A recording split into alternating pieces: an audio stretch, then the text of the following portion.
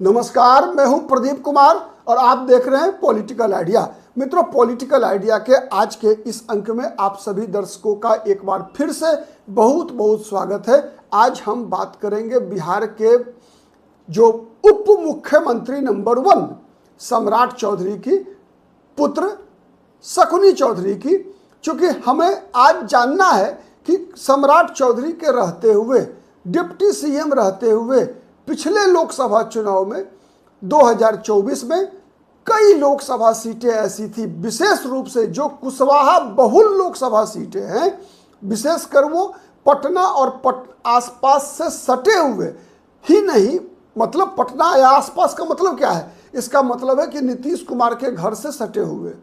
और दूसरा, खगड़िया, जहां के रहने वाले सम्राट चौधरी हैं, उनके गृह क्षेत्र के आसपास नजदीक के जितने भी लोकसभा सीटें आप देखेंगे कि वहां पर कुशवाहा समाज के मतों का एक बड़ा हिस्सा अरसे बाद में कह रहा हूं, 95 के विधानसभा चुनाव के बाद पहली बार आरजेडी के साथ गया था।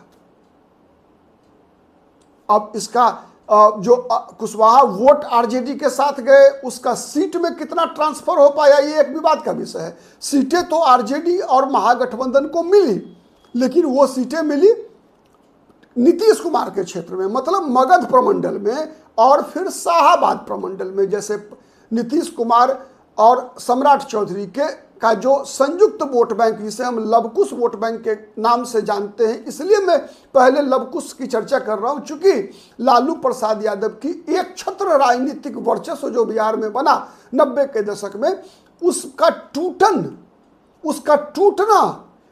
टूटने की शुरुआत सबसे पहले हुई थी। मतलब लालू प्रसाद यादव के पिछड़ावादी राजनीति के खिलाफ विद्रोह का बिगुल अगर किसी जाति समूह ने बजाया था तो वो जाति समूह था लव और कुश। लव के नेता नीतीश कुमार, मतलब कुर्मी समाज से, कुर्मी चेतना रैली 1994 में के मंच से नीतीश कुमार ने जब शंखनाद किया था तो ये स्पष्ट हुआ था कि अब लालू प्रसाद यादव के पिछड़े वर्गों की राजनीति को चुनौती नीतीश कुमार देने वाले हैं। मतलब यादव राजनीति को कुर्मी राजनीति से चुनौती मिलेगी। लेकिन जब नीतीश कुमार के साथ सम्राट चौधरी के पिता शकुनी चौधरी समता पार्टी के संस्थापक सदस्य बनकर समता पार्टी से जुड़े, नीतीश कुमार, बृषेन पटेल, शिवानंद तिवारी, रघुनाथ झा जैसे लोगों के साथ जब शकुनी चौधरी ने समता पार्टी का गठन किया तो नीतीश कुमार की जो पहचान थी लालू प्रसाद यादव के विरोध के प्रतीक के रूप में, तो वो कुर्मी चेतना रैली की पहचान से निकलकर वो लवकुश सम्मेलन वाली पहचान में कन्वर्ट हुआ।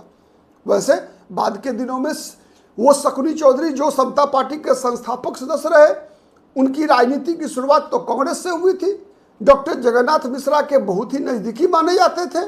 कांग्रेस के सिपाही के रूप में भी शकुनी चौधरी लालू प्रसाद यादव पर सिंह गर्जना किया करते थे।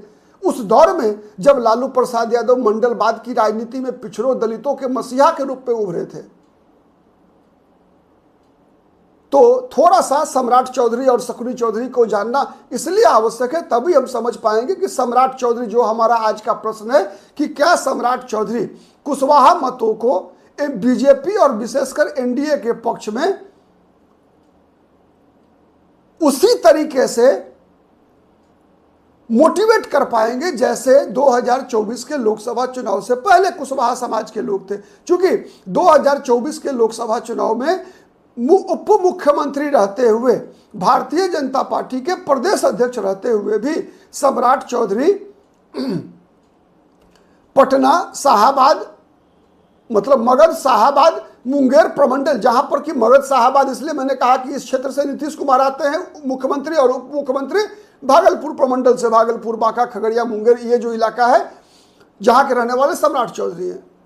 कई लोकसभा क्षेत्रों में कुशवाहा मतों को आरजेडी की तरफ जाने से रोक नहीं पाए थे सम्राट चौधरी, तब जब सम्राट चौधरी बिहार के डिप्टी सीएम भी थे और भाजपा के प्रदेश अध्यक्ष भी थे। सम्राट चौधरी भारतीय जनता पार्टी के उम्मीदवार रामकृपाल यादव रहे हो, चाहे पाटलिपुत्रा लोकसभा सीट से, चाहे आरा लोकसभा सीट पर राजकुमार सिंह रहे हो, चाहे बक्सर में भारतीय जनता पार्टी के उम्मीदवार मिथिलेश तिवारी रहे हो, या फिर पटना साहिब में रविशंकर प्रसाद रहे हो, कुशवाहा मत बीजेपी से टूटा था। उतना ही नहीं, मुंगेर में ललन सिंह जहां से चुनाव लड़ रहे थे, उस सीट पर भी कुशवाहा वोट कटा था और कटकर राष्ट्रीय जनता दल के उम्मीदवार अशोक महतो की तरफ शिफ्ट हुआ था। नालंदा में भी, जहां के नीतीश कुमार की प्रतिष्ठा से जुड़ी हुई सीट है, नालंदा गृह जिला है, हरनौत के रहने वाले हैं नीतीश कुमार, वहां भी कुशवाहा समाज का वोट इस बार जनता दल यूनाइटेड के उम्मीदवार को न मिलकर बहुत बड़ा हिस्सा, मैं ये नहीं कह रहा कि सब के सब, लेकिन बहुत बड़ा हिस्सा CPI-ML के उम्मीदवार संदीप सौरभ को मिला था। और यह पहली बार हो रहा था, लगभग 1995-96 के बाद यह चीजें पहली बार हो रही थी बिहार में। और यही एक आशा की किरण बनकर तेजस्वी यादव के मुख्यमंत्री पद पर चुनावी जीत की 2025 में की संभावनाओं को मजबूती प्रदान कर रहा है कि कुशवाहा NDA से टूट रहे हैं। अब कहे कुशवाहा वोट महत्वपूर्ण क्या क्यों है, यह समझिए। पिछड़ी जातियों की जो संख्या, जो जातिगत सर्वे हुआ बिहार में 2022 में, उसके आंकड़ों के अनुसार बिहार की आबादी में पिछड़े वर्गों की संख्या 27% है। उसमें 14% आबादी यादवों की है, मतलब आधा से कुछ अधिक ही।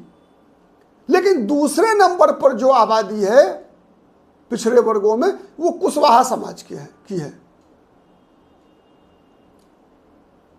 तो सवाल ये उठ रहा है कि जो मतदाता कुशवाहा समाज के लोग लोकसभा चुनाव में बीजेपी से छिटके, नीतीश कुमार से कटे, सम्राट चौधरी से कटे, तो क्या विधानसभा चुनाव में, चूंकि लोकसभा चुनाव में एक अंतर क्या था कि लोकसभा चुनाव में चुनाव सांसदों का हो रहा था, सांसदों को प्रधानमंत्री चुनना था। लेकिन विधानसभा चुनाव में क्या है कि मतदाताओं को MLA चुनना है, जो MLA चुनाव के परिणाम आने के बाद मुख्यमंत्री चुनेंगे। और जैसी संभावना दिख रही है कि एकदम सीधा मुकाबला महागठबंधन और NDA के बीच है। इस सीधे मुकाबले में महागठबंधन की तरफ से मुख्यमंत्री पद का एकमात्र उम्मीदवार तेजस्वी यादव समाज के हैं। 95 के बाद जो यादव मुस्लिम राजनीति के खिलाफ ध्रुवीकरण होना शुरू हो चुका था, जो नीतीश कुमार के मुख्यमंत्री बनने के बाद अपने पूर्ण स्वरूप में आ गया। तो क्या बिहार का कुशवाहा 2025 के विधानसभा चुनाव में तेजस्वी यादव के पक्ष में उसी प्रकार से मतदान करेगा जैसे 2024 के लोकसभा चुनाव में वोट डाला था, या फिर नीतीश कुमार और सम्राट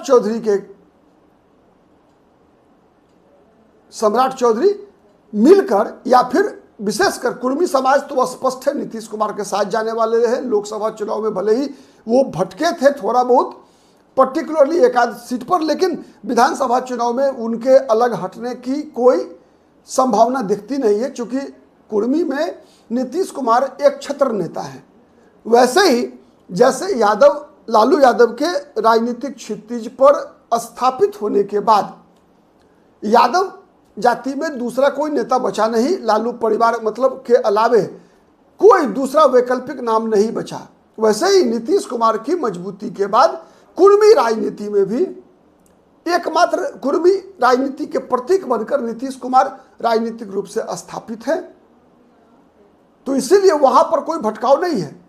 अब लेकिन कुशवाहा समाज अब तक राजनीतिक मुद्दों पर कम से कम अब तक कोई ऐसा कैरेक्टर नहीं दिखा सका है जैसा यादव जाति के लोगों ने दिखाया, जैसा कुर्मी जाति के लोगों ने दिखाया है, या फिर पासवान समाज के लोग जिस प्रकार से चिराग पासवान के साथ एकजुट है, लगभग जीतन राम मांझी के साथ जीतन राम मांझी की जाति के लोग भी लगभग एकजुट हैं, तो वैसी कोई एकजुटता अब तक कुशवाहा समाज, चाहे वो उपेंद्र कुशवाहा जैसे बड़े नेता रहे हों या फिर सम्राट चौधरी जैसे बड़े नेता रहे हों कुशवाहा समाज के, अब तक ऐसी कोई एकजुटता नहीं दिखा सका है। लेकिन विधानसभा चुनाव के बाद जहां नीतीश कुमार और नीतीश कुमार के बाद वैकल्पिक मुख्यमंत्री के रूप में एकमात्र चेहरा जो दिखाई दे रहा है एनडीए की तरफ से, वो है सम्राट चौधरी का।